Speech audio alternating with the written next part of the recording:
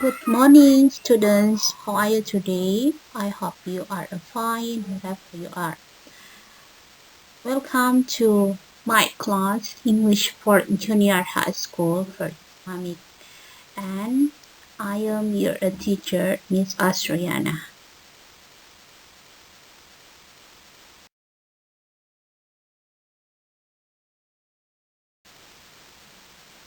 Before we are starting our materials today, we must see the learning instructions. There are the learning instructions in our learning a process. Please read.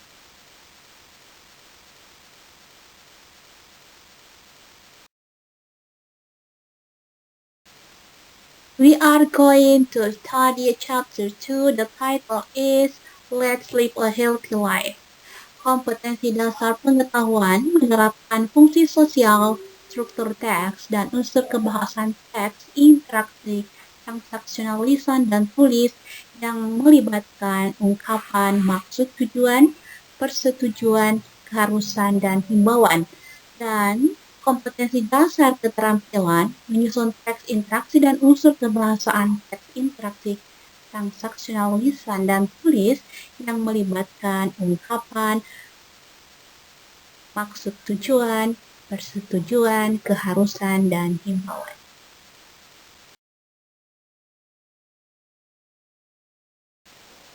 Tujuan pembelajaran kita pada pertemuan kali ini adalah peserta didik secara aktif belajar menggunakan teks interaksi dan unsur kebahasaan teks interaksi transaksional lisan dan tulis yang melibatkan tindakan memberi dan meminta informasi terkait maksud atau tujuan dalam bahasa Inggris kita kenal dengan istilah intention or purpose, melakukan suatu tindakan kegiatan sesuai dengan konteks penggunaannya.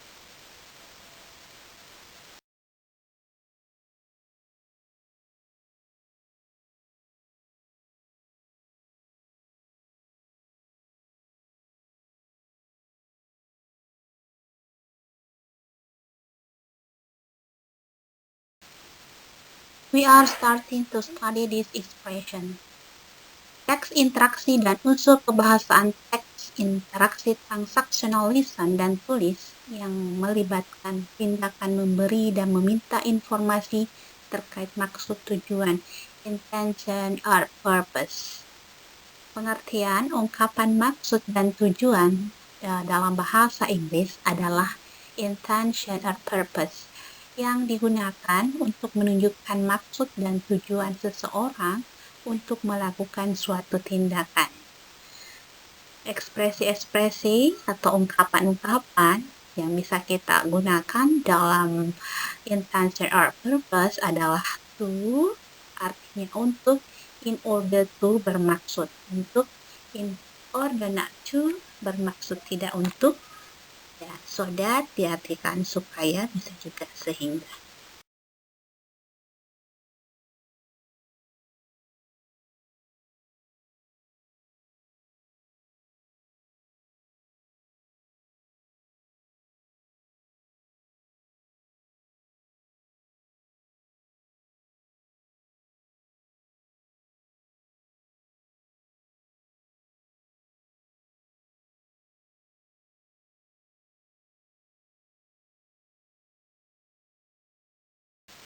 Penggunaan ungkapan intention or purpose. Untuk menyatakan tujuan atau keinginan, kita dapat menggunakan in order to, bermaksud untuk. Setelah frase ini biasanya diikuti kata kerja, verb, atau be untuk kalimat nominal atau nominal sentence. Examples. In order to be happy, we should live simply. Untuk dapat bahagia, kita seharusnya hidup sederhana. In order to be happy, to be diikuti adjective. Dengan kata lain, kita bisa gunakan contoh kata sifat yang lain, to be successful, to be diligent, to be smart. Jadi, setelah to be, diikuti adjective atau kata sifat. Bagaimana diikuti dengan kata kerja atau verb? We can swim in order to have strong muscles. To have langsung diikuti kata kerja. Tidak ada lagi be. Jadi dia adalah kalimat verbal. Dan nomor satu tadi adalah kalimat nominal. Kita dapat berenang bermaksud untuk mendapatkan otot yang kuat. Selanjutnya, so that. So that di sini kita artikan sehingga. So that ini ya merupakan kata penghubung yang menghubungkan kalimat dengan kalimat.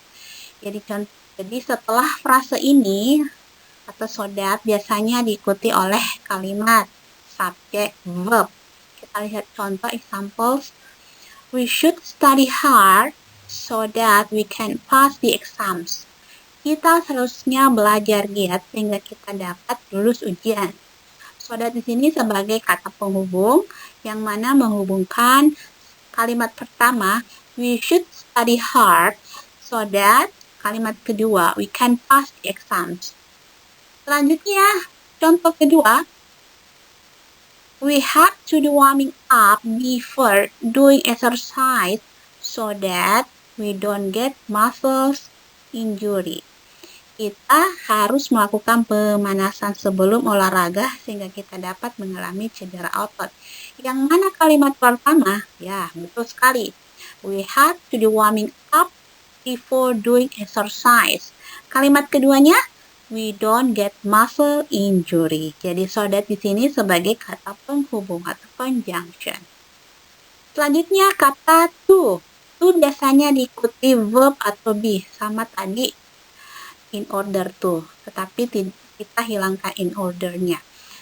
Jadi to be diikuti kalimat nominal, to verb diikuti dengan kalimat verbal. Kita lihat. We should jog to have stronger lungs. Kita seharusnya berlari untuk memperkuat paru-paru. Yang mana di sini tuh ketemu dengan kata kerja? Ya, betul sekali. To have. We should jog to have stronger lungs. Sekarang kita lihat kalimat nominalnya. To be ketemu dengan adjective, kata sifat. To be successful, we must work harder. Untuk sukses, kita harus bekerja keras. To be ketemu dengan kata sifat, successful. Betul sekali. Jadi, to diikuti verb sebagai kalimat verbal, to be diikuti adjektif sebagai kalimat nominal.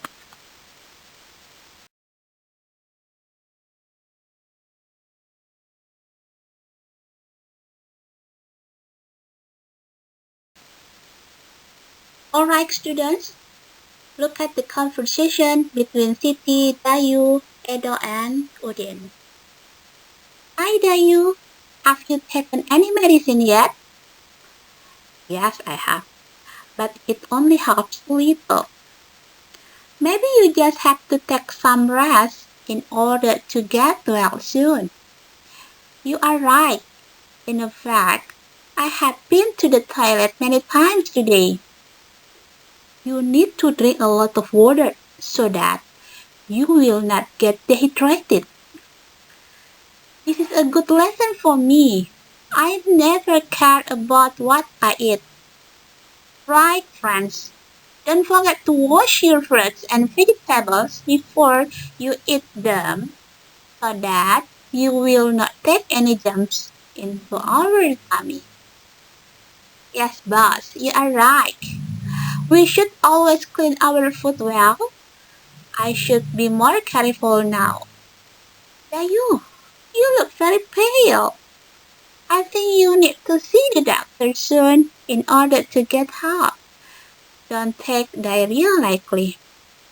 No, of course not. Actually, my mom is on her way from the office to take me to the hospital. Good. We'll help you to get ready now.